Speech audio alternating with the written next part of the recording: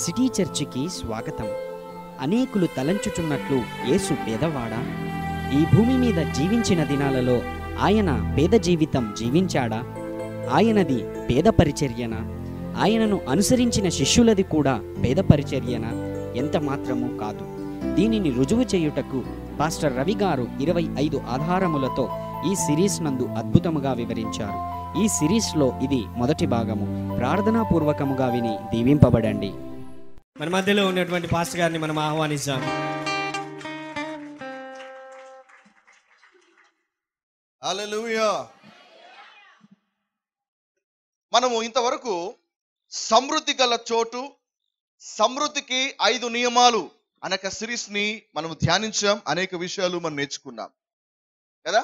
ప్రతి ఒక్క వ్యక్తి కూడా సమృద్ధిలో జీవించాలని, లేమిలో కొదవలో జీవించడము దేవుని యొక్క చిత్తము కాదని, జీవితంలో అడుగు భాగంలో దిగజారిపోవడం దేవుని యొక్క చిత్తము కాదని, దేవుడు తన యొక్క బిడ్డలు అన్ని వేళలా అన్ని కాలమందు అన్ని విషయాల్లో సర్వ సమృద్ధి గలవారిగా జీవించాలని దేవుడు కోరుచున్నాడని ఆ 2 సిరీస్ లో అనేక విషయాలు మనం నేర్చుకున్నాం. దీవించబడ్డారా? Are you blessed? హల్లెలూయా. ఈ వారం నుంచి ఒక కొత్త సిరీస్ ని మనం మొదలు పెడుతున్నాం. ద్వితీయోపదేశకాండం 15వ అధ్యాయం 4వ వచనం తీద్దాం. బైబిల్స్ ఉన్నవారు ద్వితీయోపదేశకాండం 15వ అధ్యాయం 4వ వచనం. కావున నేడు నేను నీకు ఆజ్ఞాపించుచున్న ఈ ఆజ్ఞలన్నిటినీ అనుసరించి నడుచుకొనుటకు నీ దేవుడైన యెహోవా మాటను జాగ్రత్తగా వినిన ఎడల మీలో బీదలు ఉండనే ఉండరు. హల్లెలూయా. దేవుని హృదయం మీకు అర్థమవుతుందా? ఎప్పుడైతే మనం దేవుని యొక్క మాట వింటామో, ఆయన మాటలు ఆలకిస్తామో, ఆయన చెప్పినట్లుగా నడుచుకుంటామో, ఆయన వాక్యాన్ని మన జీవితంలో అన్వయించుకుంటామో, దేవుడు వాగ్దానం చేస్తున్నాడు ఏంటంటే మీలో బీదలు ఉండరుగాక ఉండరు. ఎవరి మాట ఇది? పాస్టర్ గారి మాటనా? మనుషుని మాటనా? ప్రభు వాగ్దానం చేస్తున్నాడు, నా మాట విని ఆ ప్రకారంగా నడుచుకున్నట్లయితే మీలో బీదలు ఉండరుగాక ఉండరు. నువ్వు బీద స్థితిలో ఉండాలనుకున్నా కూడా దేవుడు ఆ స్థితిలో ఉంచేవాడు కాదని బిడ్డారా. నువ్వు లేమిలో ఉండాలనుకున్నా ఉండలేవు, నువ్వు కొరతలో ఉండాలనుకున్నా ఉండలేవు. దేవుడు నిన్ను ఆ స్థితి నుంచి విడిపించి దేవుడు నిన్ను సముద్రంలోకి నడిపించేవాడుగా ఉన్నాడు. కాబట్టి నేను బీద స్థితిలో నుంచి నేను బయటికి రావాలి అంటే నేను దేవునికి మాట వినాలి, ఆయన ఆజ్ఞ ప్రకారంగా నడుచుకోగలగాలి. మన సిటీ చర్చిలో మనమంతా కూడా దేవునికి మాటకు లోబడి ఆయన మాట వింటూ ఉన్నట్లయితే మన చర్చిలో కూడా ఎవరు కూడా బీదలు ఉండరు. దేని బిడ్డారా? పేదరికము దేవుని చిత్తమా? దారిద్రము దేవుని చిత్తమా? కాదు. చాలా మంది దరిద్రము ఆశీర్వాదం అనుకుంటారు. ప్రభువా నీ చిత్తమేమో ప్రభువా, నేను ఇలా ఉండాలని నీ చిత్తం అయితే ఇలాగే ఉంటాను ప్రభువా. Poverty is not the will of God, lakh is not the will of God. అర్థమవుతుందా? ఒకవేళ అదే దేవుని యొక్క చిత్తం అయితే దేవుడు ఈ మాట చెప్పి ఉండేవాడు కాదు. ఒకవేళ పేదరికం మీ ఆశీర్వాదం అయితే నా మాట వింటే మీకు పేదరికం ఇస్తానని చెప్పి ఉండేవాడు. ఒకవేళ నా మాట మీరు లోబడి నడుచుకున్నట్లయితే మీకు దారిద్రాన్ని ఇస్తానని చెప్పి ఉండేవాడు. కానీ బైబిల్లో ఒక్క వచనం చూపించగలుగుతారా? Can you show one verse in the Bible? నా మాట విని నా ప్రకారం నడుచుకుంటే పేదరికం అనే ఆశీర్వాదం ఇస్తా చెప్పాడు దేవుడు? లేదే. కాబట్టి నువ్వు ఏ స్థితిలో ఉన్నా, కరువులో ఉన్నా, లేమిలో ఉన్నా, సిటీ చర్చిలో నాటబడిన తర్వాత ఈ బోధను వింటుండగా దేవుడు నీ స్థితిని మార్చివేయబోతున్నాడు. ఇక ఎంత మాత్రము నువ్వు పేదలుగా కొనసాగవు, ఎంత మాత్రం నువ్వు బీదలుగా కొనసాగవు. దేవుని యొక్క వాక్య ప్రకారంగా నువ్వు సమృద్ధిలో జీవించబోతూ ఉన్నావు. Are you with me? నీ పక్కన చెప్పండి, నా స్థితి మారబోతా ఉంది. నా పట్ల దేవుని చిత్తం ఏంటో అర్థమైంది, నా పట్ల దేవుని సంకల్పం ఏంటో అర్థమైంది. హల్లెలూయా, ప్రైజ్ ది లార్డ్.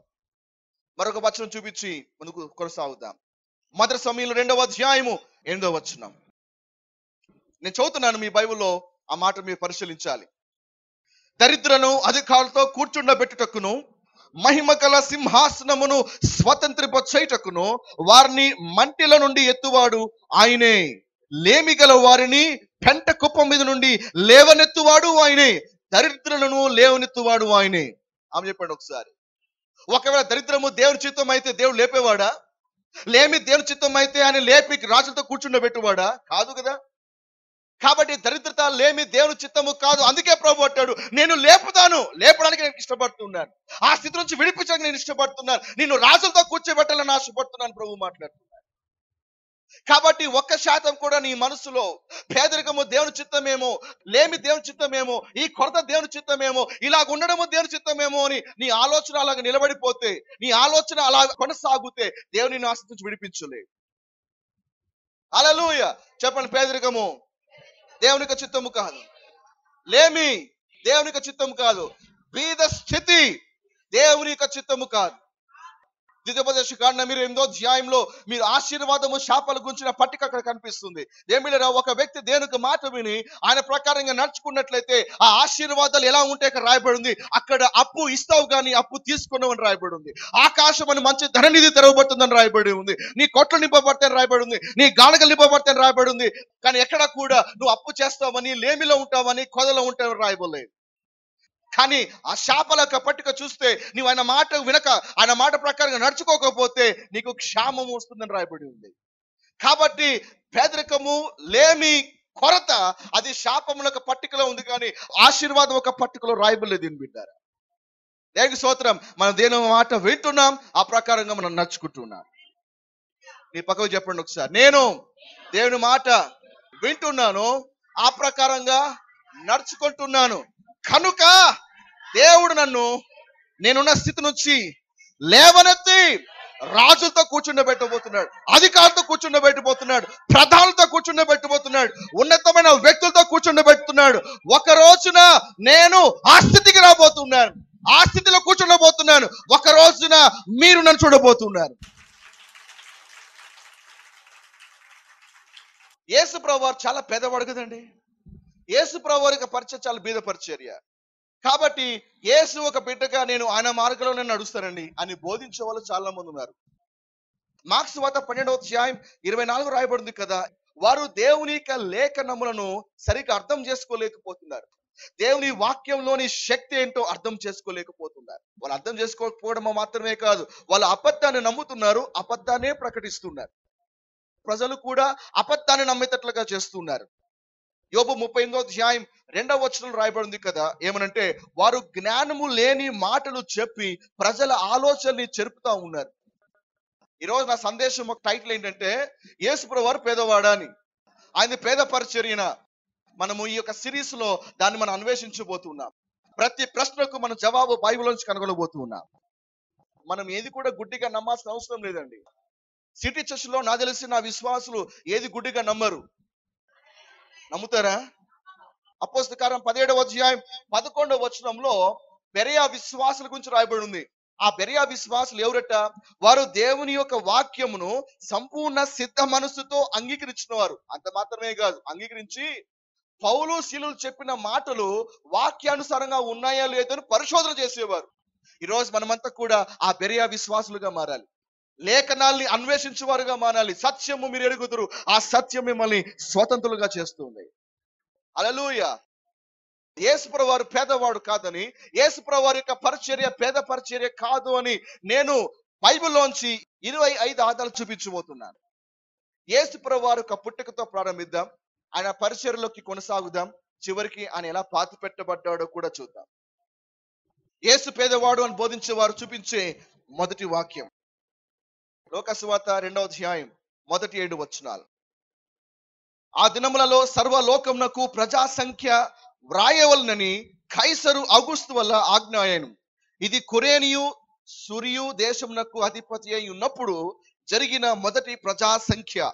అందరూ ఆ సంఖ్యలో వ్రాయబడుటకు తమ తమ పట్టణములకు వెళ్ళిరి.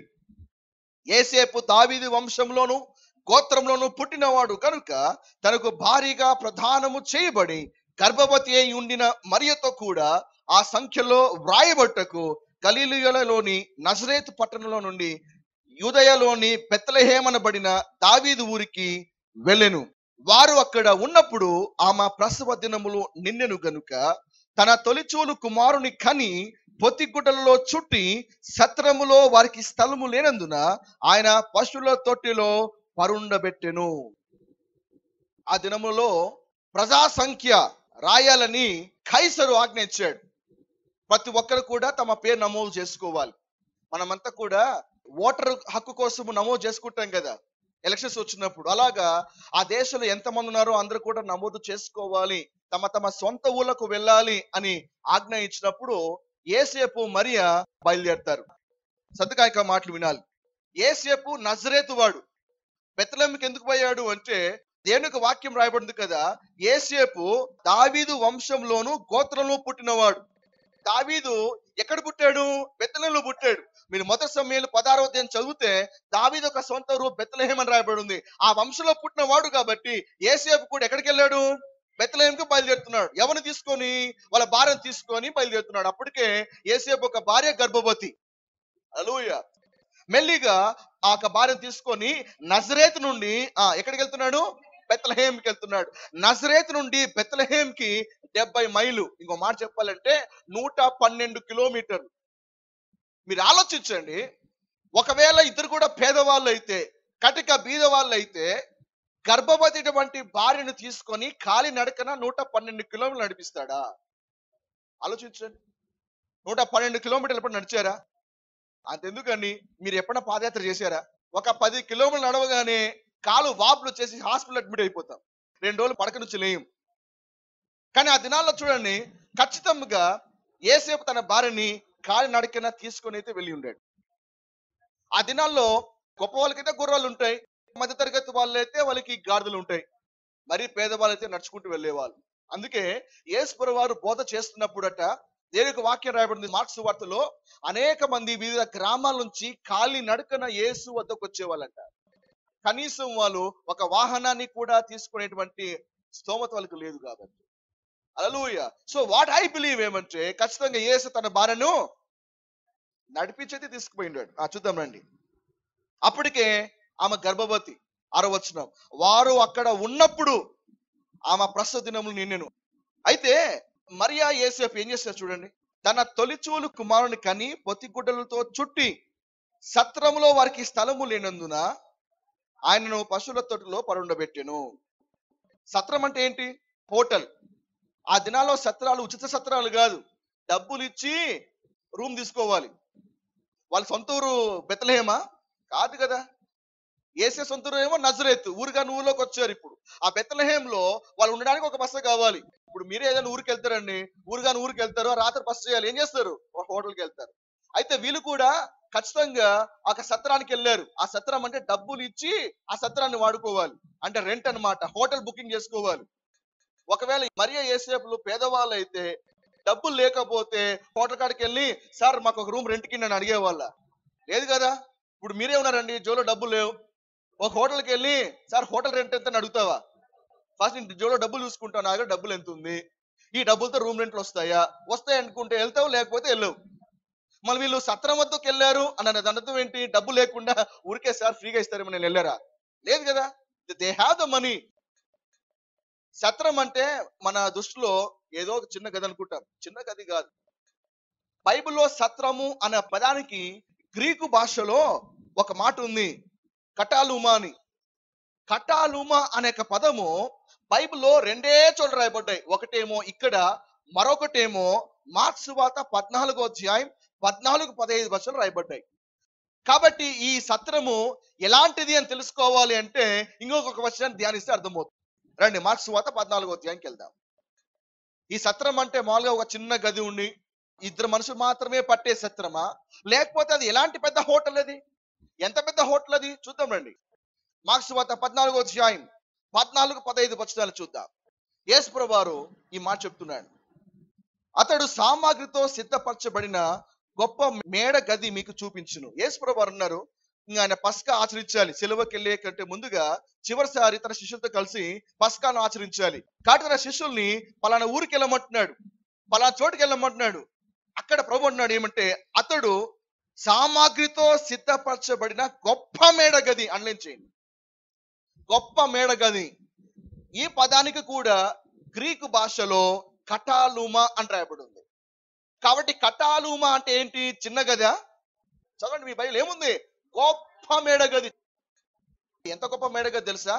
యేసు ప్రభువుకు మాత్రమే కాదు, 12 మంది శిష్యులు కలిసి భోంచేయాలి. అంటే ఒక చిన్న బెడ్రూమ్ లో బ్రౌన్ గా కూర్చొని పస్కా విందును ఆచరిస్తారా? ఆ గదిలో అంట సామాగ్రి ఉన్నాయంట, అంటే రకరకాల వస్తువులు ఉన్నాయి. 12 మంది కూర్చోవడానికి టేబుల్స్ ఉండాలి, ఆహార పదార్థాలు ఉండాలి. అంటే ఆ గది ఎంత పెద్దదో మీకు అర్థమవుతుందా? కటాలుమా. మరియా యోసేపు ఆ రాత్రి వెళ్ళిన సత్రము చిన్న సత్రం కాదు, ఎంత పెద్ద సత్రం అది. కాబట్టి ఆ సత్రానికి వెళ్ళారంట. ఆ సత్రానికి వెళ్తే దేని ఒక వాక్యం ఉంటుంది, సత్రములో వారికి స్థలము లేనందున. ఎందుకు సత్రంలో స్థలము లేదు అంటే అప్పటికే ప్రజా సంఖ్య రాయాలని కైసర్ ఔగుస్తు ఆజ్ఞిచ్చాడు. చాలా మంది రకరకాల ఊర్ల నుంచి ఆ ఊరికి అప్పుడే వచ్చారు. ఇసుక పోసినా కూడా కిందికి రాలనంత గొప్ప జనసమూహం ఆ ఊళ్ళో గుమికూడి ఉంది.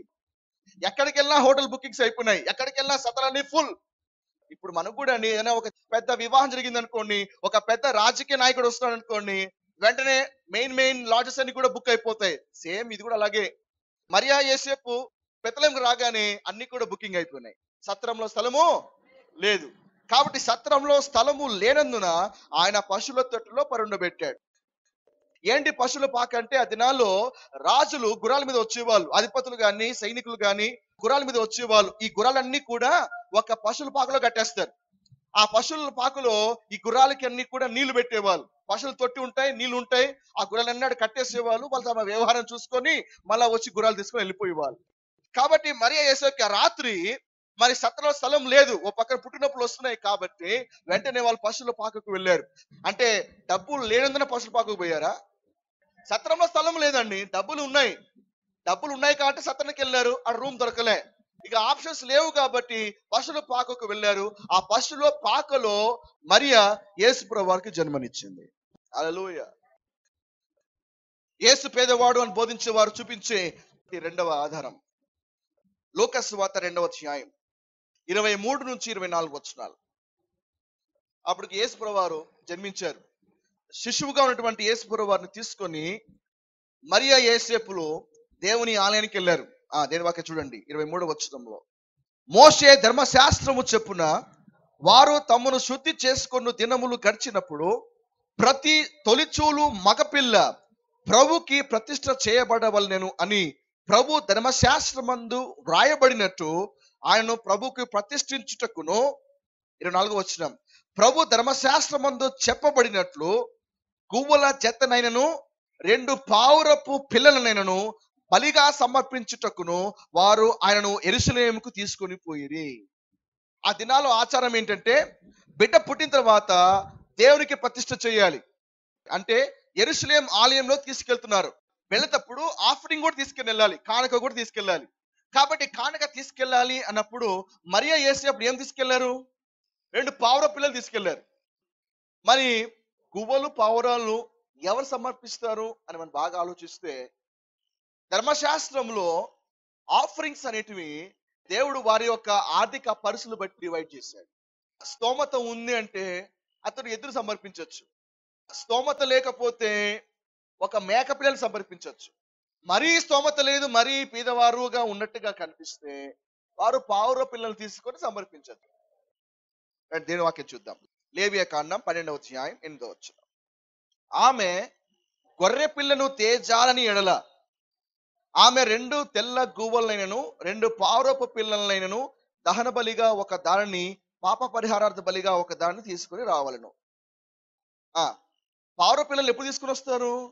ఆమె గొర్రె పిల్లను తీసుకురాలేకపోతే అప్పుడు పావుర పిల్లలు తీసుకుని రావాలి. దీని ఆధారం చేసుకుని చాలా మంది ఏమంటున్నారంటే, వాళ్ళు పావుర పిల్లలు ఇచ్చారు అంటే ఆర్థిక స్తోమత, ఫైనాన్షియల్ స్టేటస్ అంతగా లేదు కదా, దే ఆర్ నాట్ రిచ్ కదా, కాబట్టి వారు పేదవారే అని చాలా మంది అభిప్రాయపడతా ఉన్నారు. కొత్తగా ఈ మాట వినాలి. మునుపటి ఒక ఆధారంలో సత్రంలోకి వెళ్ళారు, దాన్ని బట్టి వాళ్ళు ఒకవేళ ఐశ్వర్యవంతులు కాకపోయినా పేదవారు అయితే కాదు, అది తెలుసుకున్నాం. ఈ యొక్క రెండవ ఆధారంలో వీళ్ళు ఆలయంకి వచ్చినప్పుడు పావుర పిల్లలు అయితే సమర్పించారు, రైట్. ఒకవేళ ఇప్పటి వరకు వాళ్ళకి ఆర్థిక పరిస్థితి అంతగా బాలేకపోయి ఉండొచ్చు. దాని అర్థము యేసు ప్రభువారు ఇక చివరి వరకు పేదరికంలో జీవించినట్ట కాదు. ఎందుకంటే మీకు 3వ ఆధారం చూపించబోతున్నా. ఏంటి 3వ ఆధారము? అప్పుడు ఇంకా జ్ఞానులు యేసును దర్శించలేదు. యేసు ప్రభువారిని ఆలయంలో తీసుకొచ్చినప్పుడు యేసు ప్రభువారి వయసు ఎంత? కొన్ని రోజులు మాత్రమే. అప్పటికి జ్ఞానులు రాలేదు అప్పటికి. సో మేబీ అంతవరకు వాళ్ళ యొక్క పరిస్థితి మామూలుగానే ఉండొచ్చేమో, బహుశా అంత ధనవంతులుగా ఉండకపోవచ్చు, ఐశ్వర్యవంతులుగా ఉండకపోవచ్చు, సమృద్ధిలో లేకపోవచ్చు. బట్ హోల్డ్ ఆన్, ఈ వచనంతోనే వాళ్ళు పేదవారు అని నిర్ధారించడానికి వీల్లేదు. 3వ ఆధారం చూపిస్తాను మీకు. మత్తయి సువార్త 2వ అధ్యాయం మొదటి 3 వచనాలు. మత్తయి సువార్త 2వ అధ్యాయం మొదటి 3 వచనాలు. రాజైన హేరోదు దినముల యందు యూదయ దేశపు బెత్లెహేములో యేసు పుట్టిన పిమ్మట తూర్పు దేశపు జ్ఞానులు యెరూషలేమునకు వచ్చి, యూదుల రాజుగా పుట్టినవాడు ఎక్కడ ఉన్నాడు? తూర్పు దిక్కున మేము ఆయన నక్షత్రము చూచి ఆయనను పూజింపవచ్చుమని చెప్పిరి. హేరోదు రాజు ఆ సంగతి విన్నప్పుడు అతడును అతనితో కూడా యెరూషలేము వారందరూ కలవరపడిరి. యేసు పుట్టిన తర్వాత కొంతమంది యేసు చూడడానికి వస్తున్నారు. ఎవరు వీళ్ళు? జ్ఞానులు అని రాయబడి ఉంది. జ్ఞానులు అని రాయబడి ఉంది, కానీ ఎంతమంది జ్ఞానులు ఇక్కడ ప్రస్తావించబడలేదు.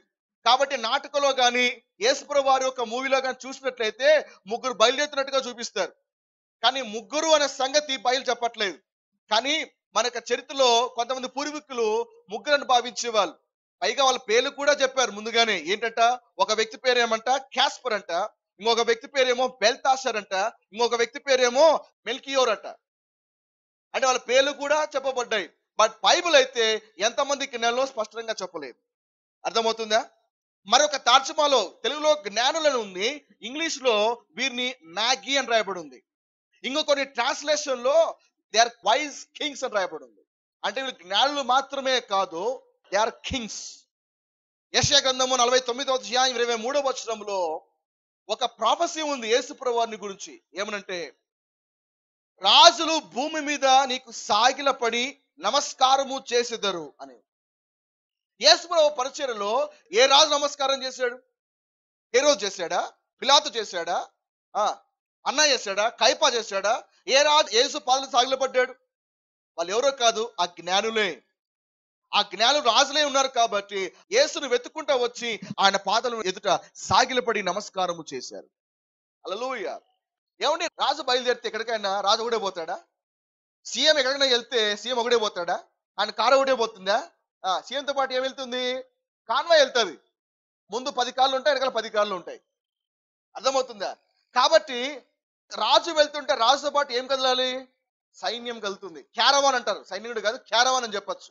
అంటే ఒక పెద్ద సమూహము. రాజు వెళ్తే రాజు స్థాయి తగ్గట్టుగా కదలాలి. సరే, మనం అనుకున్నట్టుగా ముగ్గురు రాజులు అనుకుందాంలే. ముగ్గురు రాజులతో కలిపి 3 క్యారవాన్స్ బయలుదేరితే ఆ సమూహం ఎంత పెద్దగా ఉంటుందో ఊహించండి ఒకసారి. చరిత్రకాడు అంటాడు, ఒక క్యారవాన్ లో అంట 1000 మంది ఉంటారంట. అట్లా అంటే ముగ్గురే జ్ఞానులు అనుకుందాం, ముగ్గురే రాజులు అనుకుందాం. అంటే ఎంతమంది ఉంటారు ఆ క్యారవాన్స్ లో? 3000 మంది. ఊహించండి, 3000 మంది కలిసి వేరే దేశం నుండి ఒక్కసారిగా యెరూషలేములోకి వస్తే ఎంత హడావిడి ఉంటుందో ఊహించండి. మీ కొరకు వేరే దేశం నుండి 50 బెంచ్ కార్లు సట్ సట్ సప్ సప్ అని ఇంటి ముందు రాగితే ఎలా ఉంటుంది చెప్పండి? ఈ ఊకు వదిలేస్తున్నా. వేరే దేశం నుండి 50 బెంచ్ కార్లు, BMW కార్లు, ఆడి కార్లు, 50 కార్లు, ముందర ఒక 25, వెనకాల ఒక 25 సైరన్ మోగించుకుంటా అకస్మాత్తుగా నీ ఇంటి ముందర నిలబడితే ఆ ఊళ్ళో జనాలు ఏమనుకుంటారు? కామన్ అనుకుంటారా? ఇంకా చూడండి, ఊళ్ళో వాళ్ళకి నిద్ర రాదు.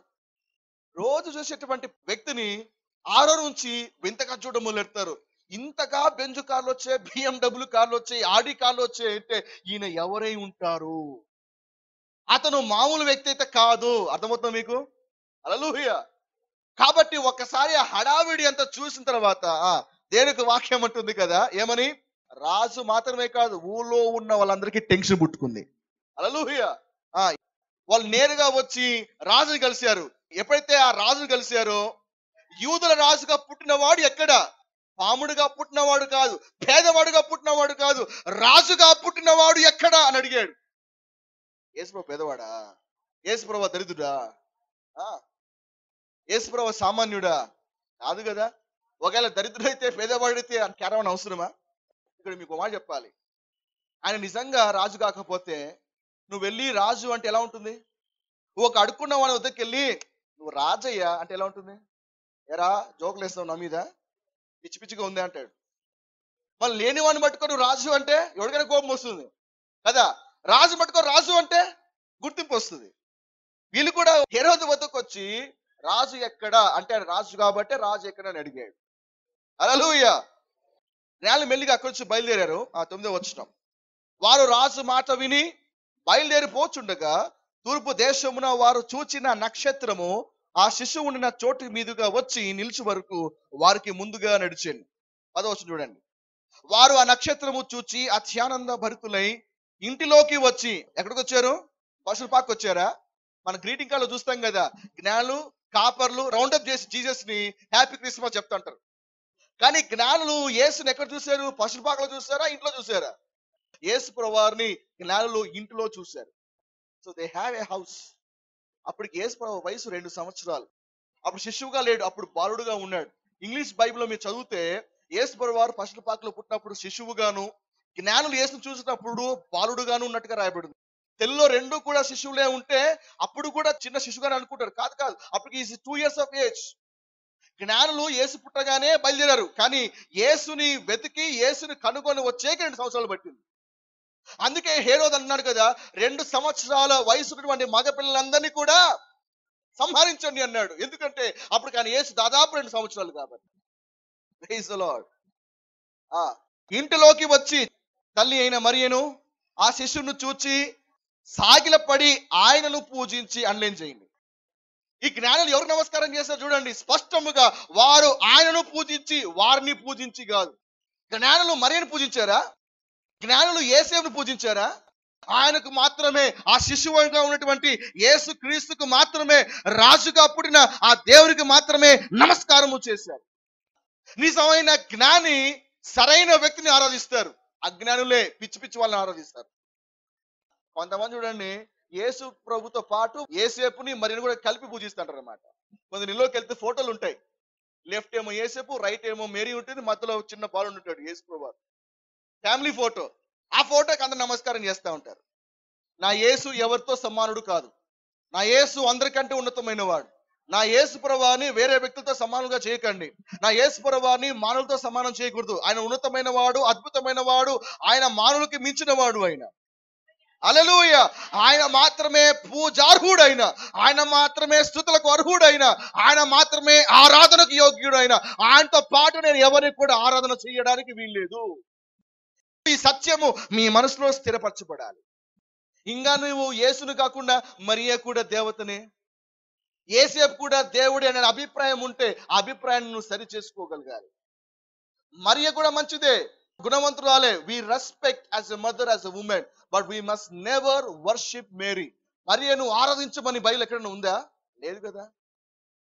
జ్ఞానులకు తెలుసు నిజమైన దేవుడు యేసు ప్రభువారే అని, అందుకే ఆయనకు మాత్రమే నమస్కారం చేశారు. ఆమేన్. హల్లెలూయా. సాగిలపడి ఆయన పూజించి తమ పెట్టెలు విప్పి, తెలుగులో పెట్టెలు ఉంది, ఇంకో తర్జుమాలో సంచులను విప్పి అని రాయబడింది. తమ పెట్టెలు విప్పి ఏం సమర్పించారట? బంగారమును. అండర్లైన్ చేయండి. జీసస్ 2nd బర్త్డేకి గోల్డ్ ఆఫరింగ్ గా వచ్చేసింది. యేసుప్రభు పేదవాడా? యేసుప్రభు దరిద్రుడా? యేసుప్రభు సామాన్యుడా? కాదు కదా. విమర్శకులు అన్నట్టుగా అప్పటి వరకు మరియ యేసేపు ఒక ఆర్థిక స్థాయి అంతగా లేకపోయినప్పటికీ కూడా ఈ యొక్క సంఘటన తర్వాత వాళ్ళ జీవిత శాస్త్రంగా మార్చివేయబడింది. ఆమేన్. హల్లెలూయా. తమ పెట్టెలు విప్పి ఏం సమర్పించారట? బంగారమును. అండర్లైన్ చేయండి. కొంతమందికి బంగారం అంటే పాపం, అందులో బంగారం వేసుకోరు. బంగారం అంటే పాపం అంటారు. నిజంగా బంగారము పాపమే అని అన్నట్టు అడిగితే, తండ్రి అయిన దేవుడు తన ప్రియ కుమారుని వద్దకు బంగారాన్ని పంపిస్తాడా? ఒకవేళ బంగారం పాపం అయితే యేసు ప్రభువారు ఆ బంగారాన్ని స్వీకరిస్తాడా? లేకపోతే దేవుడు ఖండించి ఉండేవాడు, పంపించి ఉండేవాడు కాదు. తప్పైన బదులు వచ్చాయి బంగారం వేసుకోకూడదని. నీకు ఇష్టం లేకపోతే వేసుకోవద్దు, అది వేరే సంగతి. కానీ అది వాక్యానుసారము అని చెప్తే మాత్రం నేను ఊరుకున్నాను. అర్థమవుతుందా? If you think it is biblical అంటే నువ్వు నా వద్దకు వచ్చి నేను కన్విన్స్ చేయగలిగాను. మన అభిప్రాయాలకి వాక్యం అనే రంగును పులమకూడదు ఎప్పుడే కానీ. We should never twist the word of God. కాబట్టి బంగారము పాపం అనేవాడు పరలోకానికి పోతే దిమ్మ తిరుగుతుంది. ఎందుకంటే ఇక్కడ కళ్ళు మూసుకుని అక్కడ కభీమైన కళ్ళు దిగానే యేసుప్రభు వారు బంగారు దట్టు కడుక్కొని వెల్కమ్ మైస్ అని అంటాడు. యేసుప్రభు వారు రొమ్మున బంగారు దట్టి చూడగానే కదిలి పడిపోతాడు. ఎందుకంటే వాడు ఊహించింది వేరు, వాడు చూసేది వేరు. యేసు మళ్ళీ తట్టి లేపుతాడు, లేనైనా కమాన్ లోకి వెళ్దాం రండి. లోకి తీసుకెళ్తుంటాడు. రాజవీధులు బంగారంతో ఉంటాయి, చూడగానే మళ్ళీ కదిలి పడిపోతాడు. యేసు మళ్ళీ నీళ్ళు చల్లి come on my son get up. అలా ముందు తీసుకెళ్తుంటే ఆడ బంగారు మ్యాన్షన్స్ ఉంటాయి. యేసు చెప్పాడు కదా, మీ కొరకు వెళ్ళి స్థలం సిద్ధపరచు వస్తాను చెప్పాడు కదా. ఎలాంటి స్థలములు? కాంక్రీటు, సిమెంట్ స్థలాలా? సిమెంట్ ఇల్లా? పెంకుటిల్లా? పూరి గుడిసెలా? ఎలాంటి ఇల్లు? నా యేసు నాకై కట్టేను సుందరము బంగారిల్లు. సండే స్కూల్లో ఆ పాట పాడుతుంటారు. నా యేసు కట్టేది పురి గుడిసి కాదు, లేకపోతే పెంకుటిల్లు కాదు, నా యేసు కట్టేది బంగారిల్లే. కాబట్టి యేసు ప్రభు అలా చూసి, నాయన ఇవన్నీ కూడా బంగారీలు కానీ మల కింద పడిపోతాడు. మళ్ళీ వాడిని నీళ్ళు చల్లి లేపాల. ఏమైసా వాడికి దిక్కు తెలియదు. ఎందుకంటే వాడు భావించింది ఊహించింది ఒకటి, అక్కడ చూసేది ఒకటి. ప్రభు అంటాడు, నాయన నీవు అబద్ధాన్ని నమ్మావు, అబద్ధాన్ని విశ్వసించావు, అబద్ధాన్ని బోధించావు, కానీ నా రాజ్యంలో వాస్తవం ఇది అని ప్రభు చూపిస్తాడు. హల్లెలూయా. ఎక్కడికి వచ్చాము మనము? సాగిలపడి ఆయన పూజించి పెట్టెలు విప్పారు, వర్షిప్ చేసి, సరే ప్రభా ఇంకా ఉంటానైనా టాటా అని చెప్పి వెళ్ళిపోయారా? వర్షిప్ చేసి ఏం చేశారు? పెట్టెలు విప్పారు. మనకున్న ప్రాబ్లం ఏమంటే వర్షిప్ చేస్తాం, పర్సు మాత్రం నీవు. వర్షిప్ చేస్తాము నాయన, కావాల్సింటే నేను ఏ పనులు చేయమని చేస్తా, నా పెట్టెలు మాత్రం విప్పను నాయన, దయచేసి అది మాత్రం ముట్టదు. thou shall not touch my treasures. So people find easy to worship God and they find difficulty in giving to God. నిజమైన ఆరాధన చేసిన వాడు దేవుని కొరకు ఏమైనా ఇవ్వడానికి సిద్ధపడతాడు. ఒకడు దేవునికి ఏమి ఇవ్వట్లేదు అంటే చేతులు పైకెత్తి నా సమస్తము అంటే ప్రభు అంటాడు, ఎందుకు నువ్వు అబద్ధాలు ఆడతావు? జ్ఞానులు నిజముగా ఆరాధించరు కాబట్టి తమ పెట్టెలు విప్పడానికి కూడా వెనకాలే. దేనికి ఇచ్చే విషయంలో నిజమైన ఆరాధికుడు ఎప్పుడు కూడా పిడికిలి బిగపట్టాడు, ఎప్పుడు కూడా ఇవ్వకుండా తన చెయ్యి వెనక్కి తీయడు. హల్లెలూయా. చెప్పండి, వాళ్ళు ఏమి ఇచ్చారు కానుకగా? ఎందుకు బంగారం వచ్చింది? రండి చూద్దాం. మత్తయి సువార్త 2వ అధ్యాయం 14 వచనం. అప్పుడు అతడు లేచి రాత్రి వేళ శిష్యుని తల్లిని తోడుకొని ఐగుప్తునకు వెళ్ళి, ఎక్కడికి పోయాడు? ఇజ్రాయెల్ దేశం నుంచి ఐగుప్తుకు పోయాడు. అంటే వాళ్ళు వెళ్ళడానికి దేవుడు ముందుగానే బంగారం దేవుడు సిద్ధం చేశాడు. దేనికి స్తోత్రం, వాళ్ళు ఫారిన్ ట్రిప్ కూడా పోయారు. ఒకవేళ మరియా యేసేపులు పేదవాళ్ళు అయితే డబ్బులు లేకపోతే పొరుగు దేశం పోతారా? ఏమన్నా విదేశాలకు ఎవరు వెళ్తారు? పేదవాళ్ళు వెళ్తారా? విదేశాలకు ఎవరు వెళ్తారు? దరిద్రులు వెళ్తారా? చెప్పండి, యేసు పేదవాడా? కాదు కదా. యేసు పేదవాడు అని బోధించేవారు చూపించే 4వ ఆధారం చూపిస్తారు. ఇప్పటి వరకు ఆయన పుట్టక గురించి చూసాం, ఇప్పుడు ఆయన పరిచర్యకు వద్దాం. యేసు ప్రభువు వారు సేవకు వచ్చిన తర్వాత ఆయన కొంతమంది శిష్యులు ఎన్నుకున్నాడు. ఎంతమంది శిష్యులు ఎన్నుకున్నాడు? మనకు తెలిసి 12 మందే, కానీ 70 మంది ఉన్నారు. ఎవరిని పిలిచినా వారికున్న సమస్తాన్ని వదిలిపెట్టి యేసుని వెంబడించారు. మీరు కాస్త ఆలోచించండి, 70 మంది సమస్తము వదిలిపెట్టి యేసుని వెంబడించారు. ఇప్పుడు 70 మందిని పోషించాల్సిన బాధ్యత ఎవరికి ఉంది? పొద్దున లేగానే టూత్ పేస్ట్లు ఇవ్వాలా, స్నానానికి సబ్బులు ఇవ్వాలా, మార్నింగ్ పూట బ్రేక్ఫాస్ట్ పెట్టాలా, మధ్యాహ్నం లంచ్ పెట్టాలా, నైట్ డిన్నర్ పెట్టాలా, పడుకోవడానికి పడక వేయాలా, బెడ్షీట్ వేయాలా, వాళ్ళ కనీసటువంటి అవసరాలు చూడాలి. నమ్ముకొని యేసు వద్దకు వచ్చినాక చూసుకోవాలా వద్దా? మీరు చెప్పండి, యేసు ప్రభువు వారు పేదవాడైతే 70 మందిని చూసుకోగలుగుతాడా? ఆలోచించండి. ఒకసారి ఆర్ఫనైజ్కి వెళ్ళండి, ఒకసారి వృద్ధాశ్రమంకి వెళ్ళండి, మీకు అర్థమవుతుంది ఎంత భారమైందో. ఎవ్రీ మంత్ వాళ్ళకి చాలా భారంగా ఉంటుంది. They look for the support. కానీ యేసు చూడండి 70 మందిని చక్కగా చూసుకోగలిగాడు. సో యేసు ప్రభు పరిచర్య పేద పరిచర్యనా? కాదు కదా. 5వ ఆధారం చూపిస్తాను మీకు. యేసు ప్రభు వారి పరిచర్య బీద పరిచర్యనా? చూద్దాం. లూకా సువార్త 8వ అధ్యాయం 1-2 వచనాలు. అటు పిమ్మట ఆయన దేవుని రాజ్య సువార్తను తెలుపుచు ప్రకటించుచు ప్రతి పట్టణంలోను ప్రతి గ్రామంలోను సంచారము చేయుచుండగా. ఏమంటే ప్రతి ఊరికి ప్రతి గ్రామానికి వెళ్ళాలంటే ఖర్చు అవుతుందా లేదా? ఎస్. పోనీ ఒకడే వెళ్ళాడా? లేదు, ఒకటే పోలేదు. 2వ వచనం చూడండి. అపవిత్రాత్మలను వ్యాధులు పోగొట్టబడిన కొందరు స్త్రీలను, అనగా 7 దయ్యములను వదిలిపోయిన మగ్దలేనే అనబడిన మరియయు, హేరోదు యొక్క గృహ నిర్వాహకుడు కూజా భార్యకు యోహన్నయు సూసన్నయు ఆయనతో కూడా ఉండిరి. యేసు ఒకటే పోయాడు ఆ పరిచర్యకి. 12 మంది శిష్యులు ఉన్నారు, కొంతమంది స్త్రీలు కూడా ఆయనతో పాటే ఉన్నారు. అందరిని తీసుకొని గ్రామానికి సువార్తకి వెళ్తున్నారు. యేసు ప్రభు పేదవాడైతే అందరిని అలా తీసుకెళ్తాడా? తీసుకెళ్ళాడు. మళ్ళీ అందరినీ అలా తీసుకెళ్ళాడు అంటే ఆయనకి ధనం ఎక్కడి నుంచి వచ్చింది కదా. 3వ వచనం చూడండి.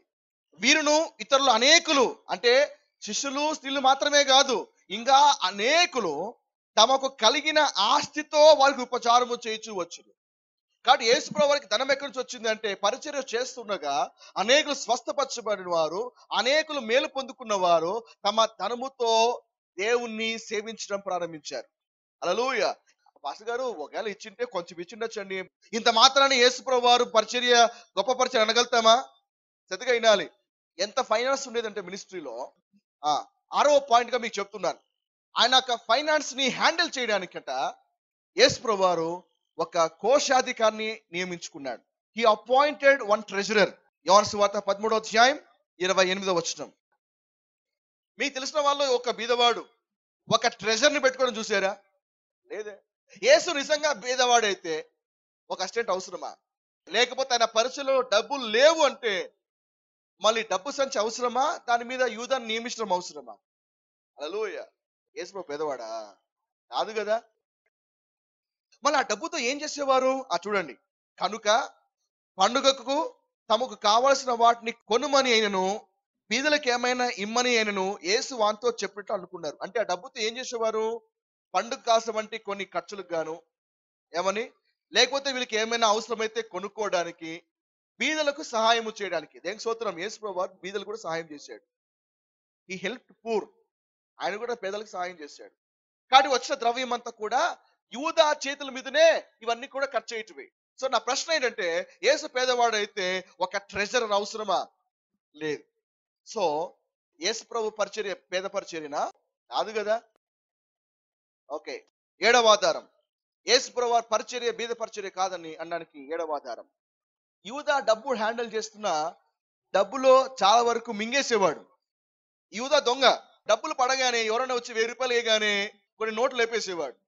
మీరు కాస్త ఊహించండి, 100 రూపాయలే ఉంది, 100 రూపాయల దొంగతనం చేస్తే బయటపడుతుందా లేదా? అదే ఎక్కువ సొమ్ములో కొంచెం తీసేస్తే? విషయం ఏంటంటే, యేసు ప్రభు పరిచయంలో యూదా దొంగతనం చేస్తున్నా కూడా ఆ సంగతి యేసు తప్ప ఎవరో తెలియదు. అంటే ఎవరు కూడా అంతగా నోటీస్ చేయలేదు. అంటే ఎంత విస్తారమైన డబ్బు ఉండాలి ఆలోచించండి. అంత డబ్బులు దొంగతనం చేస్తున్నా యేసు ప్రభు శిష్యులకి ఏమి కూడా తక్కువ కాలేదట. ఒక సందర్భంలో పరిచర్య ముగింపులో యేసు ప్రభు వారు శిష్యులు పిలిచి ఈ మాట అంటున్నాడు. చూడండి, లూకాసు వార్త 2వ అధ్యాయం 35వ వచనం. యేసు శిష్యులు అడిగిన ప్రశ్న చూడండి. మరియు ఆయన, నేను మిమ్మును సంచియు జాలయు చెప్పులను లేకుండా పంపినప్పుడు మీకేమైనా తక్కువ ఆయన అని వారిని అడిగినప్పుడు వారు ఏమీ తక్కువ కాలేదనిరి. ప్రభు ఏమన్నాడు? అయ్యా మిమ్మల్ని పంపించినప్పుడు మీకేం తక్కువ వచ్చిందా అంటే ఏమన్నారు? మాకేమీ కూడా లేదు ప్రభువా, మాకేమీ తక్కువ కాలే, నువ్వు అన్ని కూడా చూసుకున్నావు అని చెప్పారు. అంటే యూదా డబ్బులు దొంగతనము చేస్తూ ఉన్నప్పటికీ కూడా పరిచయలో ఏ కొదవ లేకుండా ఉంది. అంటే సమృద్ధి ఉన్నట్ట లేకపోతే లేమి ఉన్నట్ట? యూదా ఎప్పటికప్పుడు డబ్బు లేపేస్తున్నా వాళ్ళకి ఏ లోటు లేదు. There is a surplus of money in the ministry. So యేసు ప్రభు పరిచర్య పేద పరిచర్యనా? కాదు కదా. యేసు ప్రభు వారి పరిచర్య బీద పరిచర్య కాదని అనడానికి ఎంతో ఆధారం చూపిస్తున్నాను. యోహాను సువార్త 4వ అధ్యాయం 4వ వచనంకి వెళ్దాం. 4 నుంచి 8వ వచనాల వరకు నేను చదువుతున్నాను. మీ బైబిల్లో ఒక మాట మీరు బాగా గమనించాలి. ఆయన సమరయ మార్గమున వెళ్ళవలసి వచ్చెను గనుక యాకోబు తన కుమారుడైన యోసేపుకి ఇచ్చిన భూమి దగ్గరనున్న సమరయలోని సుకాలను ఒక ఊరికి వచ్చెను. అక్కడ యాకోబు బావి ఉండెను గనుక యేసు ప్రయాస వలన అలసి ఉన్న రీతినే ఆ బావి యొద్ద కూర్చుండెను. అప్పటికి ఇంచుమించు 6 గంటలయ్యాను. సమరయ స్త్రీ ఒకత నీళ్లు చేదుకొట్టకు అక్కడికి రాగా యేసు, నాకు దాహం ముఖ్యమని ఆమెను అడిగాను. ఆయన శిష్యులు ఆహారము కొనుటకు ఊరిలోకి వెళ్ళి ఉండిరి. యేసుప్రభు వారు సమరయతో మాట్లాడుతుండగా శిష్యులు ఎక్కడికి పోయారు? ఆహారము కొనడానికి వెళ్తున్నారు. అంటే కొనాలి అంటే మీ దగ్గర డబ్బులు ఉన్నాయా? ఉన్నట్ట లేనట్ట? ఉన్నట్టే కదా. So they have money. అయ్యా ఈ మంత్ ఈ వీక్ మాకు సపోర్ట్ చేస్తారా, ఈ లంచ్ ఇస్తారా అని ఎవరి మీద కూడా వాళ్ళు ఆధారపడలేదు. తమ దగ్గర ఉన్న ధనములోంచి వాళ్ళ ఆహారం కొనడానికి వెళ్ళారు శిష్యులు. సో యేసు ప్రభు పరిచర్య పేద పరిచర్యనా? కాదు కదా. 9వది, యేసు ప్రభు వారి యొక్క పరిచర్య పేద పరిచర్య కాదు. అలాగని యేసు ప్రభు వారు శిష్యులు కూడా పేదవారు కాదు. చాలా మంది ఏమనుకుంటారంటే యేసయ్య శిష్యులు చాలా పేదవారు, అందుకే అన్ని వదిలిపెట్టి యేసును వెంబడించారు. ఒకవేళ అన్ని ఉంటే ఎందుకు వెంబడిస్తారండి? Wrong imagination. రండి దేని వాక్యం చూద్దాం. మార్క్స్ వార్త 1వ అధ్యాయం 19-20 వచనాలు చూద్దాం. మార్క్స్ వార్త 1వ అధ్యాయము 19-20 వచనాలు. ఆయన ఇంకొంత దూరము వెళ్ళి జెబెదయి కుమారుడగు యాకోబును అతని సహోదరుడు యోహానును చూచెను. వారు దోణలో ఉండి తమ వలలు బాగు చేసుకొనుచుండరి. వెంటనే ఆయన వారిని పిలువగా వారు తమ తండ్రి అయిన జెబెదయిని జీతగాండ్ర యొద్ద దోణిలో విడిచిపెట్టి ఆయన వెంబడించారు. యేసు ప్రభువారు ఎప్పుడైతే శిష్యులు పిలిచారో వెంటనే ఆ శిష్యులు తమ తండ్రిని ఎక్కడ వదిలిపెట్టారు? గమనించండి, ఇక్కడ బైబిల్లో తమ తండ్రిని జీతగాండ్ర యొద్ద అంటే వీళ్ళ కింద ఎవరున్నారు? జీతగాళ్ళు ఉన్నారు. అంటే జీతాలు ఇస్తున్నారు వాళ్ళకి. వీళ్ళ కింద కొంత పని వాళ్ళు ఉన్నారు. ఈ శిష్యులు కొంతమంది పని వాళ్ళని తమ కింద నియమించుకున్నారు. నిజంగా యేసు యొక్క శిష్యులు పేదవాళ్ళు అయితే, యేసు శిష్యులు సేవకు రాకముందు వాళ్ళు దౌర్భాగ్యులు, లేకపోతే దరిద్రులు, లేకపోతే పేదవారు అయితే వారి కింద జీతగాళ్ళను ఉంచుకునే స్తోమత వాళ్ళకు ఉంటుందా? లేనివాడు పేదవాడు తన కింద జీతాలు ఇచ్చి కొందరు ఉద్యోగాలు ఇవ్వగలుగుతాడా? లేదు. ఒకడు జీతగాలు ఎప్పుడు పెట్టుకుంటాడు అంటే బిజినెస్ ఎక్కువగా ఉన్నప్పుడు, ఒక్కడే హ్యాండిల్ చేయలేనప్పుడు తన కింద వర్కర్స్ ని పెట్టుకుంటాడు. అర్థమవుతుందా? సో యేసు ప్రభువు తన శిష్యులు పిలవక ముందు they were successful business men. So when God called already అప్పటికే they are successful in their business. పెద్దగా ఈ మాట వినాలి. మీ ఉద్యోగాల్లో వ్యాపలో రాణించలేకపోతే సేవలు ఎలా రాణిస్తావు నీవు? కొంతమంది ఏమనుకుంటారంటే ఏమి చేత కాకపోతే సేవకు వచ్చి అంటే సేవన చేసుకోపోరా అంటారు. అంటే సేవ అంతా పలికిమందా? సేవ అంతా చేతగాందా? కాదే. నీకున్న ఉద్యోగ వ్యాపలో సక్సెస్ కాలేకపోతే నువ్వు మినిస్ట్రీకి వస్తే ఎలా సక్సెస్ అవుతావు? ఎవర్ థింగ్ దేవుడు అలాంటి వాళ్ళు పిలుచుకుంటాడు అని. అందుకే దేవుడు కొందరు వ్యక్తులు ఏం చేస్తాడట, లౌకికమైన వృత్తిలో పరీక్షిస్తాడు. నీ ఉద్యోగంలో దేవుడు టెస్ట్ చేస్తుంటాడు. నీ ఉద్యోగంలో నువ్వు ఫైనాన్స్ ఎలా హ్యాండిల్ చేస్తున్నావు, నీకున్నటువంటి వ్యాపారంలో ఎలా హ్యాండిల్ చేస్తున్నావు, నీకున్న టీం మెంబర్స్ ని ఎలా హ్యాండిల్ చేస్తున్నావు, నీ పైన బాస్ ఎలా వ్యవహరిస్తున్నావు, నీకున్న ఎథిక్స్ ఎలా ఉన్నాయి, నీవు పనిచేసే చోటే దేవుడు నిన్ను పర్యవేక్షిస్తున్నాడు, నిన్ను గమనిస్తున్నాడు సంగతి నువ్వు అర్థం చేసుకోగలగాలి. అక్కడ నువ్వు ఆ టెస్ట్ పాస్ కాకపోతే దేవుడు నిన్ను రాజ్యానికి పిలుచుకున్నా కూడా అక్కడ చేసిన మిస్టేక్స్ నువ్వు మిస్టేక్ కూడా చేస్తావు. కాబట్టి దేవుడు మొదట మనల్ని ఐగుప్తులో ట్రైనింగ్ ఇచ్చిన తర్వాతనే దేవుడు తన సేవకు వాడుకుంటాడు. మోషే అలాగే చేశాడుగా. మోషే దేవుడు నేరుగా నాయకుడు కమ్మని చెప్పలేదు. దేవుడు ట్రైనింగ్ ఇచ్చాడు. ఐగుప్తులో సకల విద్యలో ప్రావీణ్యుడు ఆయన. అన్ని టాలెంట్స్ ఉన్నాయి మోసెస్కి, అన్ని నేర్చుకున్నాడు. ఒక లీడర్ గా ఏమేమి నేర్చుకోవాలో, ఒక లీడర్ గా తన టీంని ఎలా హ్యాండిల్ చేయాలో ఈజిప్షియన్ ట్రైనింగ్ తీసుకున్నాడు. అక్కడ ఎలా మాట్లాడాలి, ఎలా హ్యాండిల్ చేయాలి, ఎన్ని గొడవలు వచ్చినప్పుడు ఎలా పరిష్కరించాలో అన్ని తర్ఫీదు చేసిన తర్వాత ఒక రోజున దేవుడు తన సేవకు దేవుడు వాడుకున్నాడు. లేకపోతే ఆలోచించండి, 40 లక్షల మంది ఇజ్రాయెల్ ప్రజల్ని ఒక మనిషి నడిపించగలుగుతాడా? జ్ఞానము లేక అనుభవము లేకుండా ఉంటే 40 లక్షల మంది హ్యాండిల్ చేసేవాడా? కాబట్టి దేవుడు మిమ్మల్ని కొందరిని సేవకు పిలుచుకోవచ్చు. దానికంటే ముందుగా మీరు మంచిగా చదువుకోవాలి, మంచిగా కాలేజీకి వెళ్ళాలి, మంచిగా చదువుకోవాలి, ర్యాంక్స్ తెచ్చుకోవాలి, మంచి మార్కులు తెచ్చుకోగలగాలి. దేవుడు మిమ్మల్ని భవిష్యత్తులో సేవకు పిలవచ్చు. బట్ సేవకు వచ్చేటప్పుడు మంచి రికార్డ్తో మినిస్ట్రీలోకి ఎంటర్ కావాలి. అర్థమవుతుందా? సో నేను కూడా సేవకు వచ్చే ముందు మా అబ్బులు అనేవారు, వీడి చదువు అబ్బలేదురా అని. నాకు అబ్బలేదా? I did my MCA. ఆ తర్వాత వాడు చదువుకున్నాడు కానీ ఉద్యోగం లేదు అనేవాళ్ళు. I got my job. Reliance లో జాబ్ తెచ్చుకున్నాను. 52,000 రూపాయలు నా జీతం ఉండేది. లెఫ్ట్ లెగ్ తో కొట్టి సేవకు వచ్చాను. ఎవరైనా ఏమి లేక సేవకు వచ్చావులే అని అంటే I have my track record, check my record. కాబట్టి సేవకి ఏమి లేక నేను రాలేదు, ఏ సపోర్ట్ లేక నేను రాలేదు, వేరే దారి లేక సేవకు రాలేదు. దేవుడు పిలిచాడు కాబట్టి నా ఉన్నతమైనటువంటి దాన్ని వదిలిపెట్టి సేవకు వచ్చాను. సేవకు వస్తే అలా సాక్ష్యం కలిగి ఉండగలగాలి. అందుకే మంచిగా చదువుకొని మంచిగా ఉద్యోగాలు చేయండి. దేవుడు నిన్ను టెస్ట్ చేస్తున్నాడు సంగతి జ్ఞాపకం చేసుకొని, లోకంలోనూ ప్రూవ్ చేసుకోకపోతే దేవుని రాజ్యంలోనూ బ్లండర్స్ చేసే ప్రమాదం ఉంది. హల్లెలూయా. చెప్పండి, యేసు శిష్యులు పెదవాలా? యేసు శిష్యులు పేదవారు కాదని చెప్పడానికి 11వ ఆధారం లూకా సువార్త 9వ అధ్యాయం 1-3 వచనాలు. లూకా సువార్త 9వ అధ్యాయం 1-3 వచనాలు. ఆయన తన 12 మంది శిష్యులను పిలిచి సమస్తమైన దయ్యముల మీద శక్తిని, అధికారమును, రోగమును స్వస్థపరచు వరమును వారికి అనుగ్రహించి దేవుని రాజ్యమును ప్రకటించుటకును వ్యాధిగ్రస్తులను స్వస్థపరచుటకును వారిని పంపెను. మరియు ఆయన, మీరు ప్రయాణం కొరకు కర్రనైనను, జాలనైనను, రొట్టెనైనను, వెండినైనను మరి దేనినైనా తీసుకొని పోవద్దు. ఏమన్నాడు? వెండినైనను తీసుకొని పోవద్దు. తీసుకుపోవద్దు అన్నాడు. దాని అర్థం ఏంటి? ఉన్నట్ట లేనట్ట? అరే ప్రయాణం చేస్తున్నారా, బంగారం వేసుకోబోద్దు అని అన్నాను అనుకోండి, అంటే దగ్గర బంగారం ఉన్నట్టే కదా. ఎవరన్నా లేనిది తీసుకోబోతుంటారా? కాస్త ఆలోచించాలి. వాక్యంని మనం బాగా గమనించాలి. కానీ శిష్యుల దగ్గర ఏముంది? వెండి ఉంది. చెప్పండి, ఏముంది? వెండి నోటు పేదవాడా? ఈ దినాల్లో అంటే బంగారు చాలా కాస్ట్లీ, ఆ దినాల్లో వెండి చాలా కాస్ట్లీ. కాబట్టి ప్రభు ఏమన్నాడు? వెండి దేనినైనాను తీసుకొని పోవద్దు అంటే దేనైనాను కలిగి ఉండద్దన్నాడా, తీసుకుపోవద్దన్నాడా? బాగా గమనించాలి. వెండిని కలిగి ఉండద్దని చెప్పలేదు, తీసుకుపోవద్దని అన్నాడు. ఎందుకంటే నా పర్పస్ మరొకటి ఉంది అక్కడ. కాబట్టి ఉన్న చోట మీ ఇళ్ళ కాడ వదిలిపెట్టి వెళ్ళిపోండి అని చెప్పాడు. అంతేగాని కలిగి ఉండదని చెప్పలేదు, కలిగి ఉంటే పాపమును చెప్పలేదు. ఇక్కడ వెండి అని ఉంది, కానీ ఇదే విషయము మార్కు రాస్తున్నాడు. ఆయన అకౌంట్ కూడా మనం కన్సిడర్ చేద్దాం. మార్క్ ఏమంటున్నాడు చూడండి. మార్క్స్ వార్త 6వ అధ్యాయం 7వ వచనం. ఆయన 12 శిష్యులు తన యొద్దకు పిలిచి వారిని ఇద్దరిద్దరుగా పంపుచు అపవిత్రాత్మల మీద వారికి అధికారం ఇచ్చి ప్రయాణం కొరకు చేతి కర్రను తప్ప రొట్టెనైనను జాలనైనను సంచిలో సొమ్మునైను తీసుకొనక. ఏమన్నాడు? సంచిలో సొమ్మునైనను తీసుకొని పోవద్దండి. అంటే సంచిలో సొమ్ముందా? ఆల్రెడీగా మినిస్ట్రీలో యూదా దగ్గర డబ్బు సంచి ఉంది. మినిస్ట్రీ డబ్బుతో పాటు ప్రతి శిష్యుని దగ్గర కూడా పర్సనల్ మనీ కూడా ఉంది. అర్థమవుతుందా? లేకపోతే యూదా దగ్గర డబ్బులు ఉంది కదా నాయనా, కాబట్టి మీ దగ్గర డబ్బులు లేదు కదా, డబ్బు లేకపోతే చేసే మాట చెప్పి ఉండేవాడు కాదు.